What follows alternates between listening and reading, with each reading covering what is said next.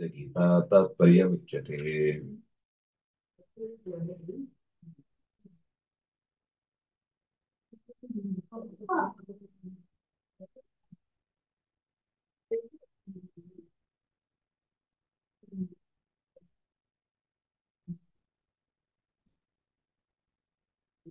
ಅವ್ಯಕ್ತಂ ಪರಮೇ ವ್ಯೋಮ್ನಿ ನಿಷ್ಕ್ರಿಯೇ ಸಂಪ್ರಲೀಯತೆ. ಅವ್ಯಕ್ತ ತತ್ವವು ಪರಮ ವ್ಯೋಮ ಸ್ವರೂಪನಾದ ಆಕಾಶದಂತೆ ನಿಷ್ಕ್ರಿಯನಾದ, ನಿಷ್ಕಲನಾದ, ನಿರಂಜನನಾದ ಭಗವಂತನಲ್ಲಿ ಕೊನೆಗೊಳ್ಳುತ್ತೆ. ಅಂದ್ರೆ ಅದು ಕೂಡ ಮುಕ್ತಾಯ ಅಥವಾ ತನ್ನ ಅಸ್ತಿತ್ವವನ್ನ ಮರೆಮಾಚುವುದು ಪರಮಾತ್ಮನಲ್ಲಿ. ತಸ್ಮಾತ್ ಅವ್ಯಕ್ತಮುತ್ಪನ್ನಂ ತ್ರಿಗುಣಂ ದ್ವಿಜಸತ್ತಮ. ಅಲ್ಲಿಂದಲೇ ತಸ್ಮಾತ್ ಅಂದ್ರೆ ಆ ಪರಮಾತ್ಮನಿಂದಲೇನೆ ಅವ್ಯಕ್ತ ತತ್ವ ಹುಟ್ಟಿತು. ಅಲ್ಲ, ಅವ್ಯಕ್ತ ತತ್ವ ಹುಟ್ಟುದು ಹೇಗೆ? ಅವ್ಯಕ್ತ ನಿತ್ಯ ಮುಕ್ತ ಅಲ್ವಾ? ಅದು ಹುಟ್ಟುದೇನು ಅಂದ್ರೆ ತ್ರಿಗುಣಂ, ಮೂರು ಗುಣಗಳ ಮಾನಿನಿ ಮತ್ತು ವೇದದ ನಿರ್ವಹಣೆ ಮಾಡುವ ಒಡತಿ ಅನ್ನುವ ಒಂದು ಅಭಿಮಾನ ಬರುವುದುಂಟಲ್ವಾ, ಅಷ್ಟು ಅವಳ ಹುಟ್ಟು. ಅದಕ್ಕಿಂತ ಪೂರ್ವದಲ್ಲಿ ಅವಳು ಇದ್ದೇ ಇದ್ದಾಳೆ, ದೇವರ ಸೇವೆ ಮಾಡ್ತಿರ್ತಾಳೆ. ಮೋಕ್ಷದಲ್ಲೂ ಕೂಡ ಆಮ್, ಸೃಷ್ಟಿಯ ಆರಂಭದಲ್ಲಿ ಅಂದ್ರೆ ಪ್ರಳಯ ಕಾಲದಲ್ಲಿ ಅವಳು ಎದ್ದೇ ಇರ್ತಾಳೆ. ಅವಳಿಗೆ ಭಗವಂತನ ಬಗೆಗೆ ನಿರಂತರ ತಿಳಿವಿರುತ್ತೆ. ಆದ್ರೆ ಲೋಕದ ಕಾರ್ಯದಲ್ಲಿ ಆಕೆಗೊಂದು ಜವಾಬ್ದಾರಿ ಅಂತ ಒದಗಿಸಿಕೊಡುವುದೇ ಅವಳ ಹುಟ್ಟು. ಹಾಗಾಗಿ ಅಂತಹ ಅವ್ಯಕ್ತದ ವ್ಯವಸ್ಥೆಯನ್ನ ಆ ನೇರ್ಪುಗೊಳಿಸುವುದು, ಅದಕ್ಕೊಂದು ದಾರಿ ತೋರಿಸುವುದು ಭಗವಂತನ ವಿಕಾರೋ ಅವ್ಯಕ್ತ ಜನ್ಮ. ಈ ಅವ್ಯಕ್ತದ ಜನ್ಮ ಯಾವುದು ಅಂತಂದ್ರೆ ವಿಕಾರ. ವಿಕಾರ ಅಂದ್ರೆ ವಿಶೇಷ ಕಾರಣ. ನೀನು ಇನ್ನು ಮುಂದೆ ತ್ರಿಗುಣಮಾಲಿನಿಯಾಗಿ ಕಾರ್ಯನಿರ್ವಹಣೆ ಮಾಡು. ಯಾಕೆಂದ್ರೆ ಪ್ರಳಯ ಕಾಲದಲ್ಲಿ ಮೂರು ಗುಣಗಳ ಕೆಲಸವೇ ಇಲ್ಲ. ಅದು ಫುಲ್ಲು ಸಮಸ್ಥಿತಿಗೆ ಬಂದು ಸುಮ್ಮನಾಗ್ಬಿಡುತ್ತೆ.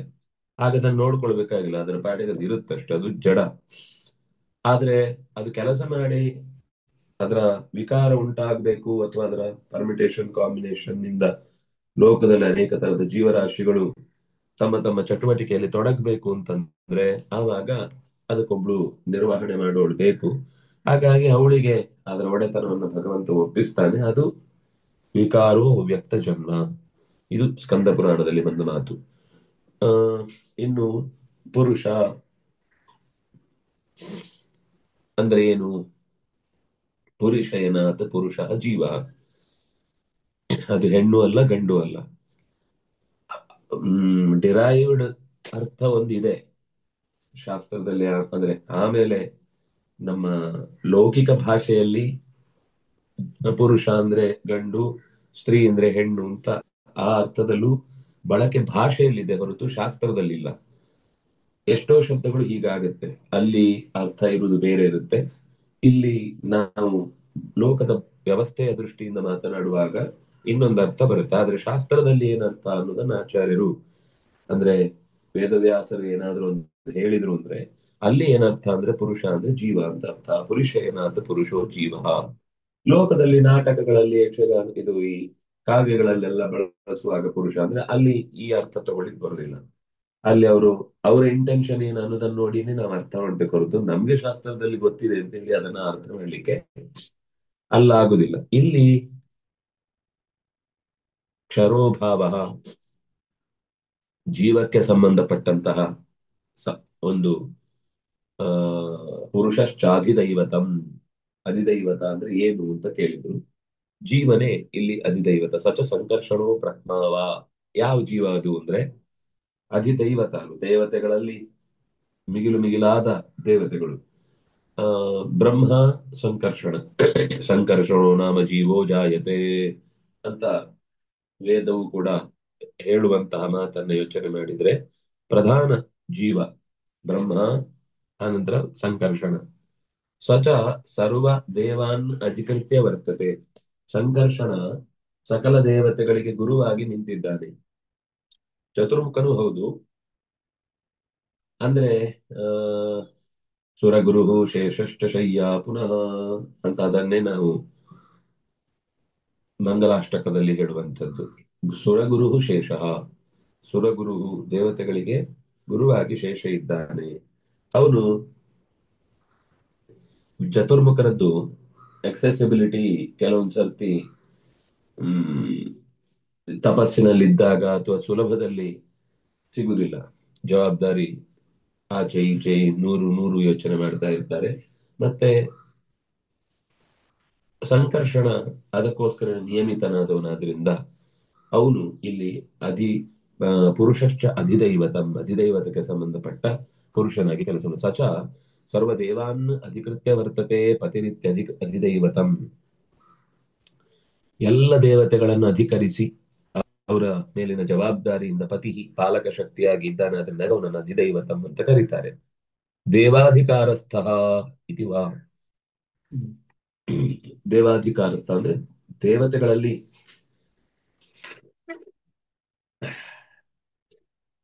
ಮುಖ್ಯವಾಗಿ ಇಂದ್ರಿಯಗಳ ವ್ಯವಸ್ಥೆಯನ್ನ ನಿರ್ವಹಿಸುವ ದೇವತೆಗಳನ್ನೆಲ್ಲರನ್ನೂ ಕೂಡ ನಿರ್ವಹಣೆ ಮಾಡುವಂಥದ್ದು ಅಂತನೂ ಅರ್ಥ.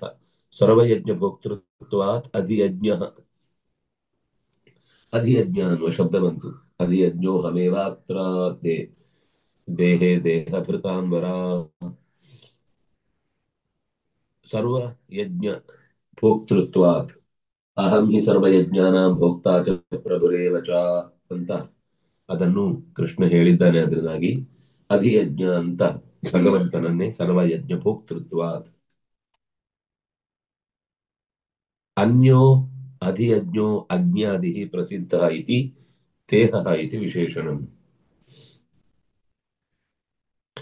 ಅಧಿಯಜ್ಞ ಒಂದು ಪರಮಾತ್ಮ ಆದರೆ ಸರ್ವಯಜ್ಞ ಭೋಕ್ತೃ, ಯಜ್ಞದಲ್ಲಿ ಆಹುತಿ ತೆಗೆದುಕೊಳ್ಳಿಕ್ಕೆ ಯಜ್ಞ ವಾಹನ ಆಗಿರುವವನು ಅಗ್ನಿ. ಆದ್ರಿಂದಾಗಿ ಅಗ್ನಿ ಇನ್ನು ಉಳಿದ ದೇವತೆಗಳೆಲ್ಲರೂ ಕೂಡ ಅಗ್ನಿಯಲ್ಲಿ ಸ್ವೀಕಾರ ಮಾಡುವವರು ಪ್ರಸಿದ್ಧವೇ.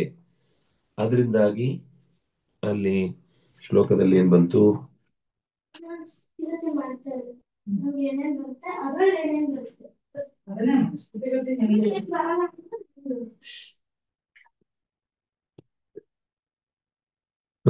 ಅಧಿಯಜ್ಞೋಹಮೇವ ಅತ್ರ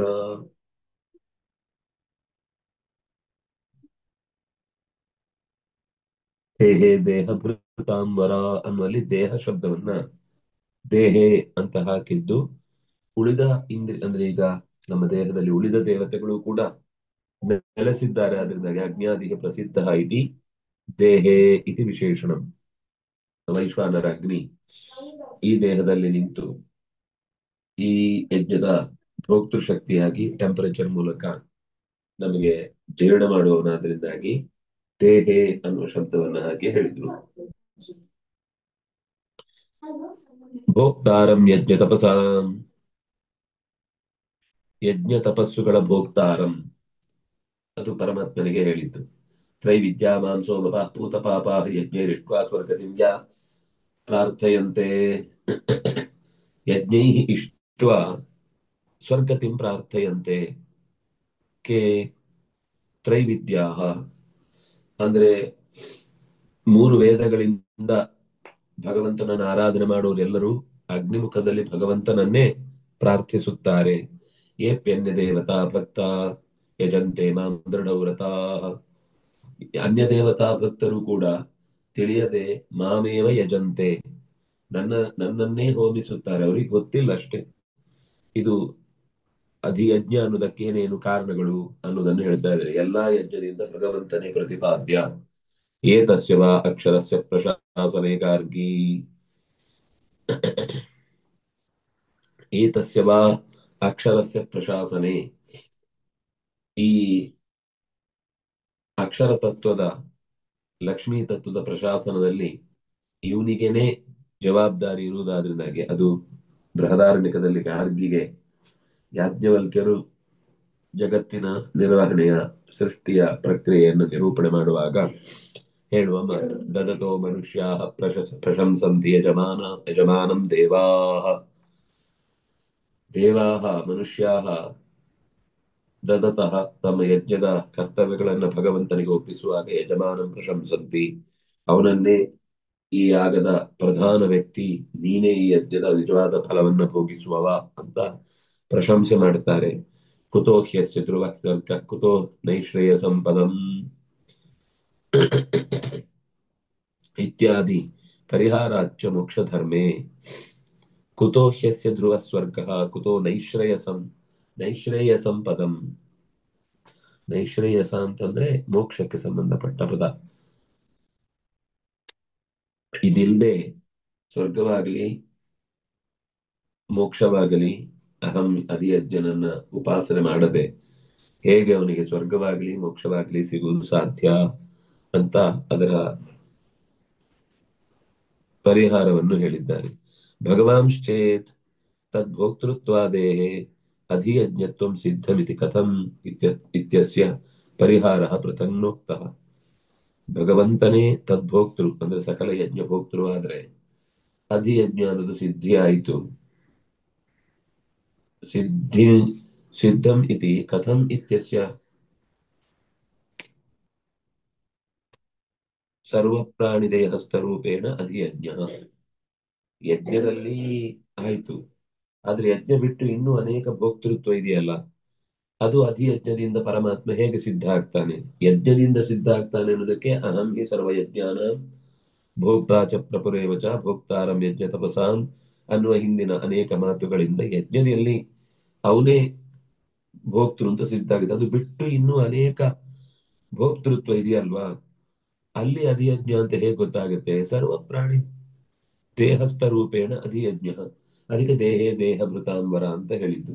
ಎಲ್ಲ ದೇಹಗಳಲ್ಲಿಯೂ ಸರ್ವ ಪ್ರಾಣಿ ಹೃದಯಸ್ಥಾಯ ವಾಮನಾಯ ನಮೋ ನಮಃ, ಎಲ್ಲ ಪ್ರಾಣಿಗಳ ಹೃದಯದಲ್ಲೂ ಇದ್ದು ಆಯಾ ಇಂದ್ರಿಯಗಳಿಂದ, ಕಣ್ಣಿನಿಂದ, ಮೂಗಿನಿಂದ, ಬಾಯಿಯಿಂದ, ನಾಲಿಗೆಯಿಂದ, ಮೂಗಿನ ಚರ್ಮದಿಂದ ಮೊದಲಾದ ಇಂದ್ರಿಯಗಳಿಂದ ಆ ದೇಹದಲ್ಲಿ ಇದ್ದು ಎಲ್ಲ ಪ್ರಾಣಿಗಳ ಭೋಗವನ್ನು ಸ್ವೀಕರಿಸುವವನು ಅಧಿಯಜ್ಞನಾಗಿದ್ದಾನೆ. ಅತ್ರೇತಿ ಸ್ವದೇಹ ನಿವೃತ್ತ್ಯರ್ಥಂ. ತನ್ನ ದೇಹದಲ್ಲಿ ಉಳಿದ ಇಂದ್ರಿಯ ದೇಹಗಳ ಅಂದ್ರೆ ಇಂದ್ರಿಯಗಳ ಭೋಗ ಅಂತ ಅನ್ನೋದು ಅವನಿಗೆ ಅನುಭವಿಸ್ಲಿಕ್ಕೆ ಬೇಕಿಲ್ಲ. ಯಾಕೆಂದ್ರೆ ತನ್ನ ದೇಹದಲ್ಲಿ ಆ ರೀತಿಯಾದ ಉಳಿದ ದೇವತೆಗಳು ನೆಲೆಸಿ ಅವನಿಗೆ ಅಭಿಮಾನಿಗಳಾಗಿ ನಿಂತು ಅವನಿಗೆ ಆ ಭೋಗವನ್ನು ಕೊಟ್ಟು ಅವನು ಆ ಭೋಗವನ್ನು ಉಣ್ಣುವುದಲ್ಲ.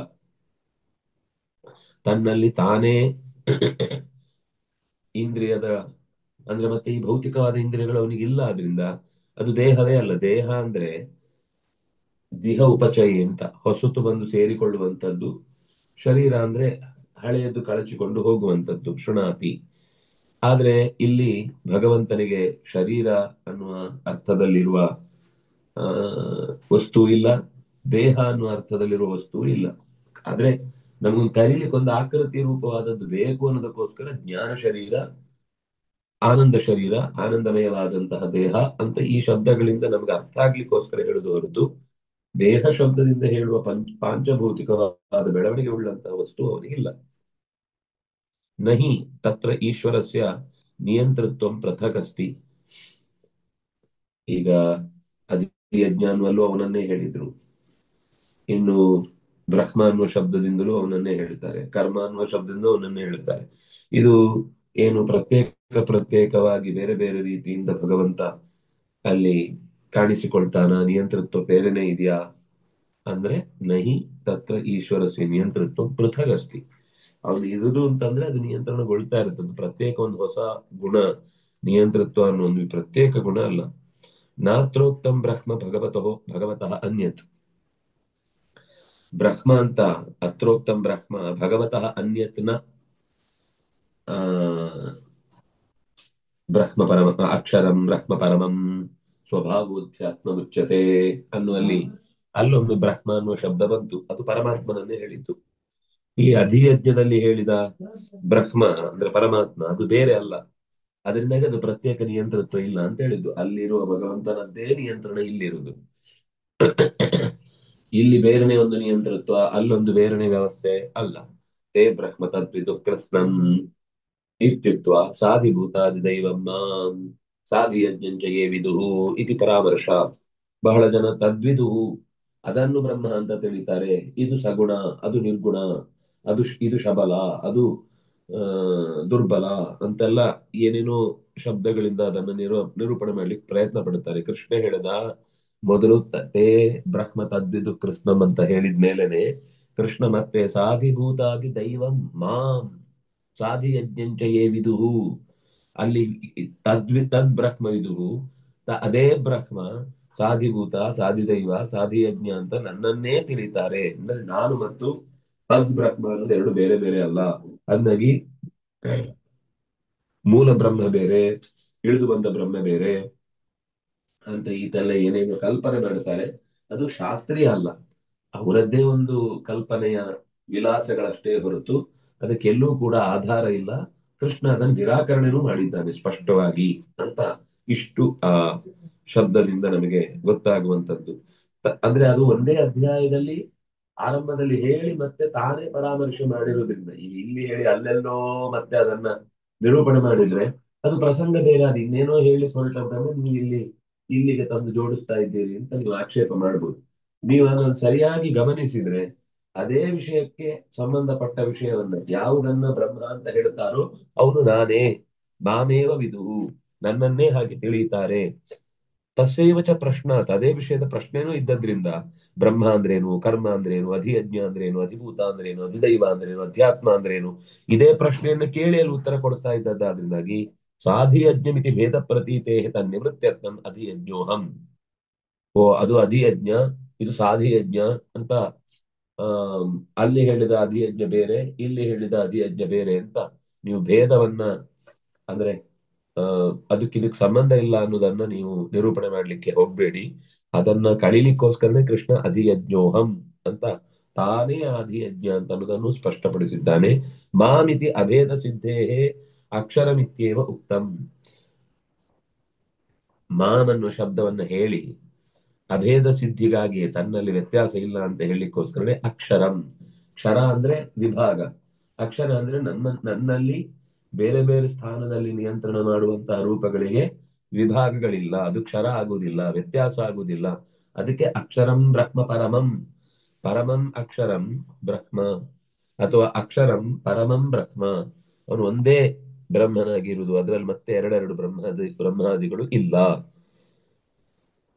ಆಹಚ ಗೀತಾಕಲ್ಪೆ, ಗೀತಾಕಲ್ಪದಲ್ಲಿ ಅದನ್ನೇ ಅಂದ್ರೆ ಅಧಿಯಜ್ಞ ಇತ್ಯಾದಿ ರೂಪಗಳನ್ನ ಭಗವಂತ ಎಲ್ಲೆಲ್ಲಿ ಹೇಗೆ ಹೇಗೆ ಕೆಲಸ ಮಾಡ್ತಾನೆ ಅನ್ನೋದನ್ನ ನಿರೂಪಣೆ ಮಾಡಿದ್ದಾರೆ. ದೇಹಸ್ಥ ವಿಷ್ಣು ರೂಪಾಣಿ ಅಧಿಯಜ್ಞ ಇತೀರಿತಃ, ದೇಹದಲ್ಲಿರುವಂತಹ ನಿಯಂತ್ರಕ ಶಕ್ತಿಗಳಾಗಿ ಕೆಲಸ ಮಾಡಿದ ಭಗವಂತನ ರೂಪಗಳು.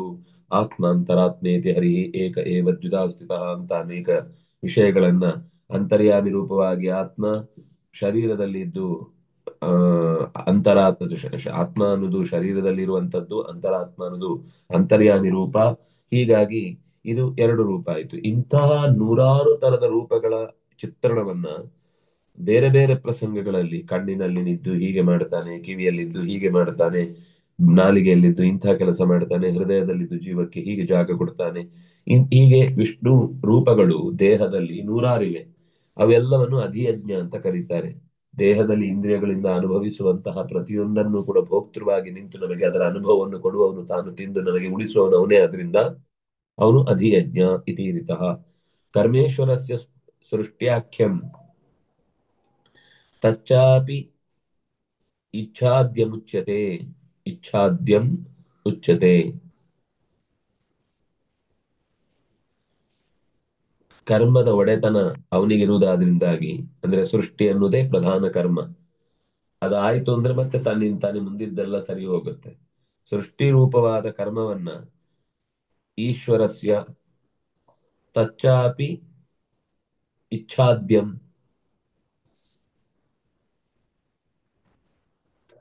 ಅದರ ಸಂಕಲ್ಪವೂ ಕೂಡ ಅದನ್ನು ಹೀಗೆ ಸೃಷ್ಟಿ ಮಾಡಬೇಕು, ಸೃಷ್ಟಿ ಇವು ಮಾಡಬೇಕು ಅನ್ನುವಾಗಲೇ ಸೃಷ್ಟಿ ಆಗಿರುತ್ತೆ. ಆದ್ರೆ ಅದೊಂದು ಚಟುವಟಿಕೆ ಆದ್ರಿಂದ ಅವನದ್ದೇ ಸ್ವರೂಪದಲ್ಲಿ ಆ ಕರ್ಮಗಳು ನಡೀತಾವೆ. ಆದ್ರಿಂದಾಗಿ ಇಚ್ಛಾದ್ಯಂ ಸೃಷ್ಟ್ಯಾಖ್ಯಂ ಕರ್ಮ ಉಚ್ಯತೆ, ಈಶ್ವರಸ್ಯ ಕರ್ಮ ಉಚ್ಯತೆ. ಇಚ್ಛಾರೂಪವಾದ ಸೃಷ್ಟಿ ಅಂತ ಕರೆಯಲ್ಪಡುವ ಕರ್ಮವನ್ನು ಈಶ್ವರನ ಕರ್ಮ ಅಂತ ಕರೆಯಲ್ಪಡುತ್ತದೆ. ಅಧಿಭೂತಂ ಅಂದ್ರೆ ಒಂದು ಬಾರಿ ಅಧಿಯಜ್ಞ ಅಂದ್ರೆ ಅವನೇ ಅಂತಂದ್ರು. ಈಗ ಕರ್ಮ ಅಂದ್ರು ಅದು ಅವನದ್ದೇ ಆ ರೂಪ, ಕರ್ಮ ಅನ್ನೋದು ಕೂಡ ಅವನದ್ದೇ ಒಂದು ಸ್ವರೂಪ. ಅಧಿಭೂತಂ ಜಡಂ ಪ್ರೋಕ್ತಂ ಅಧ್ಯಾತ್ಮಂ ಜೀವ ಉಚ್ಯತೆ. ಇನ್ನು ಅಧಿಭೂತ, ಅದರಲ್ಲಿ ಜಡದ ಸಂಪರ್ಕ ಇದೆ. ಅಧ್ಯಾತ್ಮಂ ಜೀವ ಉಚ್ಯತೆ, ಜೀವದ ಕೆಲಸದ ನಿರ್ವಹಣೆಯನ್ನ ಹೇಳು ಅಂದ್ರೆ ನಿಯಾಮಕ ಶಕ್ತಿ ಭಗವಂತನೇ. ಆದ್ರೆ ಅಧಿಭೂತ ಅನ್ನುವ ಶಬ್ದದಿಂದ ಪ್ರತಿಪಾದ್ಯವಾದದ್ದು ಮೊದಲಿಗೆ ಜಡ. ಅಧಿಭೂತಂ ಜಡಂ ಪ್ರೋಕ್ತಂ ಅಧ್ಯಾತ್ಮಂ ಜೀವ ಉಚ್ಯತೆ. ಆತ್ಮನನ್ನು ಸಂಬಂಧಿಸಿದ ಅಂದ್ರೆ ಜೀವಕ್ಕೆ ಸಂಬಂಧಪಟ್ಟ ವಿಷಯವನ್ನು ಮಾತಾಡುತ್ತೆ. ಹಿರಣ್ಯ ಗರ್ಭೋ ದೈವಂ ದೇವ ಸಂಕರ್ಷಣೋಪಿ ವಾ. ಹಿರಣ್ಯ ಗರ್ಭ ಅಥವಾ ಸಂಕರ್ಷಣ, ಅಲ್ಲಿ ಸಂಕರ್ಷಣ ಮತ್ತು ಹಿರಣ್ಯ ಗರ್ಭ ಅಂತ ಹೇಳಿದ್ರು. ಇಲ್ಲಿ ಈ ಶ್ಲೋಕ ಹಿರಣ್ಯ ಗರ್ಭ ಮತ್ತು ಸಂಕರ್ಷಣ, ಅಲ್ಲಿ ವ್ಯುತ್ಕ್ರಮದಲ್ಲಿ ಹೇಳಿದ್ರು, ಇಲ್ಲಿ ಸಕ್ರಮದಲ್ಲಿ ಹೇಳಿದ್ರು. ಸಂಕರ್ಷಣೋಪಿ ವಾ, ಇಬ್ರು ಕೂಡ ಅಧಿದೈವಕ್ಕೆ ಸಂಬಂಧಪಟ್ಟಂತವರು. ಬ್ರಹ್ಮನಾರಾಯಣೋ ದೇವ ಸರ್ವದೇವೇಶ್ವರೋ ಹರಿ, ಸರ್ವದೇವೇಶ್ವರೇಶ್ವರ ಬ್ರಹ್ಮನಾರಾಯಣಾಖ್ಯಂ ಅಂತ ಆ ಸಂಗ್ರಹ ರಾಮಾಯಣದ ಆರಂಭದ ಪದ್ಯದ ಕೊನೆಯ ಸಾಲು. ಅದನ್ನ ಇಲ್ಲಿಂದನೇ ಹೇಳಿದ್ದು. ಬ್ರಹ್ಮನಾರಾಯಣೋ ದೇವ, ಬ್ರಹ್ಮ ಅಂದ್ರೆ ಕಿಂ ಕಿಂ ತದ್ ಬ್ರಹ್ಮ ಕಿಂ ಅಧ್ಯಾತ್ಮಂ ಕಿಂ ಕರ್ಮ ಪುರುಷೋತ್ತಮ ಅಂತ ಕೇಳಿದ್ರಿಂದ, ಪುರುಷೋತ್ತಮ ಅನ್ನುವ ಶಬ್ದದಲ್ಲೇ ಎಲ್ಲ ಪ್ರಶ್ನೆಗಳಿಗೆ ಉತ್ತರ ಇದೆ. ಆದ್ರೆ ಅದನ್ನ ನೀನು ನಿನ್ನ ಬಾಯಲ್ಲಿ ಬಿಡಿಸಿ ಹೇಳಬೇಕು ಅನ್ನೋದಕ್ಕೋಸ್ಕರ ನಾನು ಕೇಳ್ತಾ ಇದ್ದೇನೆ ಅಂತ ಕೇಳಿದ್ದ. ಅದಕ್ಕೆ ಆಚಾರ್ಯರು ಬ್ರಹ್ಮ ಅಂದ್ರೆ ಸ್ವತಃ ನಾರಾಯಣನೇ. ಅಥಾದೋ ಬ್ರಹ್ಮ ಜಿಜ್ಞಾಸ ಅನ್ನುವಲ್ಲಿ ಬ್ರಹ್ಮ ಶಬ್ದದಿಂದ ಯಾರನ್ನ ಸ್ವೀಕಾರ ಮಾಡಬೇಕು? ವೇದೋಕ್ತವಾದ ಅನೇಕ ದೇವತೆಗಳಿದ್ದಾರೆ, ಅವರೆಲ್ಲರೂ ಕೂಡ ಬ್ರಹ್ಮ ಎನ್ನುವ ಶಬ್ದದಿಂದ ಅಲ್ಲಲ್ಲಿ ವಾಚ್ಯವಾಗಿ ಕಾಣಿಸುವುದು ಇದೆ.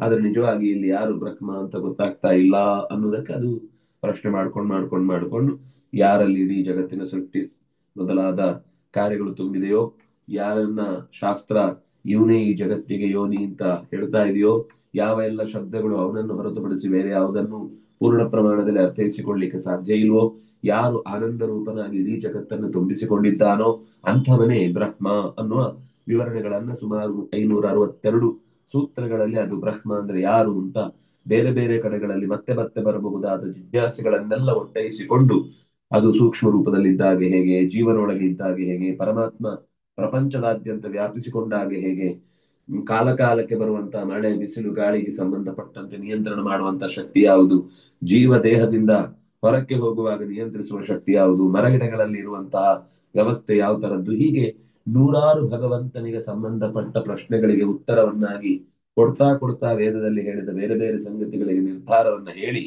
ಅವನು ಬ್ರಹ್ಮ ಅಂದ್ರೆ ನಾರಾಯಣ ಅನ್ನೋದನ್ನ ಅದು ನಿರೂಪಣೆ ಮಾಡುತ್ತೆ.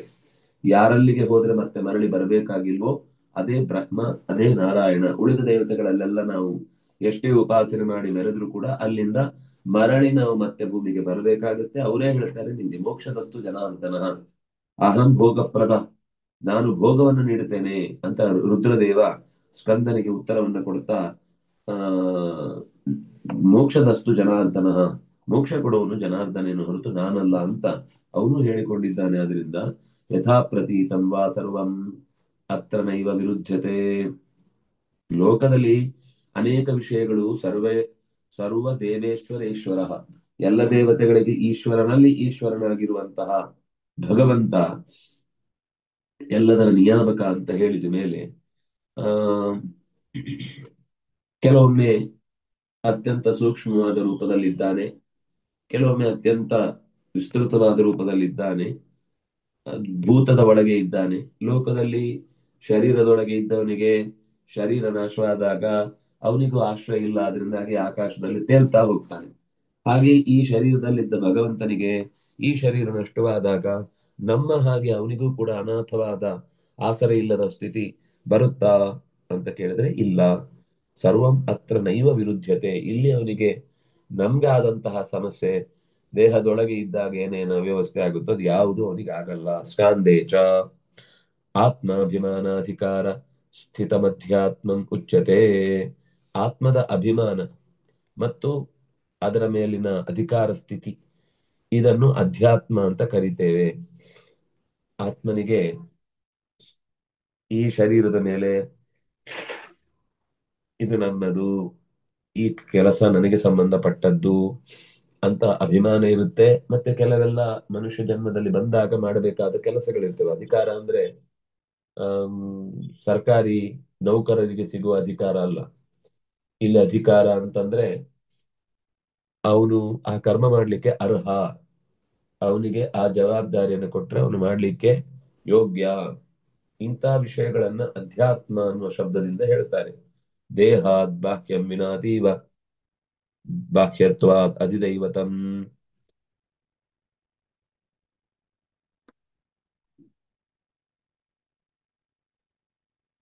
ಬಾಹ್ಯಂ ಅಧಿದೈವತಂ, ದೇಹದಿಂದ ಅತೀವ ಬಾಹ್ಯತ್ವಾತ್, ಶರೀರದ ಒಳಗಿದ್ದೆಲ್ಲ ಅಧ್ಯಾತ್ಮ ಮಾಡಿ ಮಾತಾಡಿತು. ಶರೀರದ ಹೊರಗಿನಿಂದ ಒಂದಿಷ್ಟು ದೇಹಕ್ಕೆ ಸಂಬಂಧಪಟ್ಟಂತೆ ಏನೇನೋ ಕಾರ್ಯಗಳು, ದೈವ ಪ್ರಕೋಪ, ಪ್ರಾಕೃತಿಕ ಪ್ರಕೋಪ, ಹೀಗೆ ಏನೇನೋ ಆ ಜೀವಕ್ಕೆ ಸಂಬಂಧಿಸಿಯೇ ಹೊರಗಿನಿಂದ ಅನೇಕ ಸಂಗತಿಗಳು ನಡೆಯುತ್ತವೆ. ದೇಹಾದ್ವಿನ ಬಾಹ್ಯಂ ಅತೀವ ಬಾಹ್ಯತ್ವಾತ್ ದೈವತಂ. ದೇವಾಧಿಕಾರಂತೂ ಅಧಿಕಾರಕಂ ಸರ್ವಂ ಮಹಾಭೂತಾಧಿಕಾರಕಂ. ದೇವತೆಗಳನ್ನ ಸಂಬಂಧಿಸಿದಂತೆ ಮಾಡುವಂತಹ ಕೆಲಸ ಅದು ತುಂಬಾ ದೊಡ್ಡ ಪ್ರಮಾಣದ್ದು, ವ್ಯಾಪ್ತಿ ಅಂತನ್ನೋದು ವಿಸ್ತಾರವಾದದ್ದು. ಮಹಾಭೂತಾಧಿಕಾರಕಂ ಅಂದ್ರೆ ಇಡೀ ಪ್ರಪಂಚದಲ್ಲಿರುವ ಎಲ್ಲಾ ರೀತಿಯ ಮಣ್ಣು ನೀರು ಗಾಳಿ ಬೆಂಕಿ ಆಕಾಶದ ನಿಯಂತ್ರಣ ಇರುವಂತದ್ದಾದ್ರಿಂದಾಗಿ ಅದನ್ನ ಅಧಿದೈವತಂ. ತತ್ಕಾರಣಂ ತಥಾ ಕಾರ್ಯಂ ಅಧಿಭೂತಂ ತದಂತಿಕಾತ್. ತತ್ಕಾರಣಂ ತಥಾ ಕಾರ್ಯಂ ಅಧಿಭೂತಂ. ಆ ಪಂಚಭೂತಗಳಿಂದ ಅಂದ್ರೆ ವಿಸ್ತಾರವಾದ ಈ ಜಗತ್ತಿನಲ್ಲಿ ಎಲ್ಲ ಕಡೆ ತುಂಬಿಕೊಂಡಿರುವಂತಹ ಮಣ್ಣು ನೀರು ಗಾಳಿ ಬೆಂಕಿ ಆಕಾಶಗಳಿಂದ ಉಂಟಾಗುವ ಅಂದ್ರೆ ಅದು ಕಾರಣವಾಗಿ ಉಂಟಾಗುವ ಕಾರ್ಯಗಳು, ಅದು ಈ ಶರೀರದಲ್ಲಿ ಜೀವ ಪ್ರವೇಶ ಮಾಡಿ ಬೇಕಾದಂತಹ ಕಾರ್ಯಭೂತಗಳನ್ನು ನಡೆಸುತ್ತೆ. ಅಂದ್ರೆ ಅದನ್ನು ಅಧಿಭೂತಂ ತದಂತಿಕಾತ್ ಅಧಿಭೂತಂ.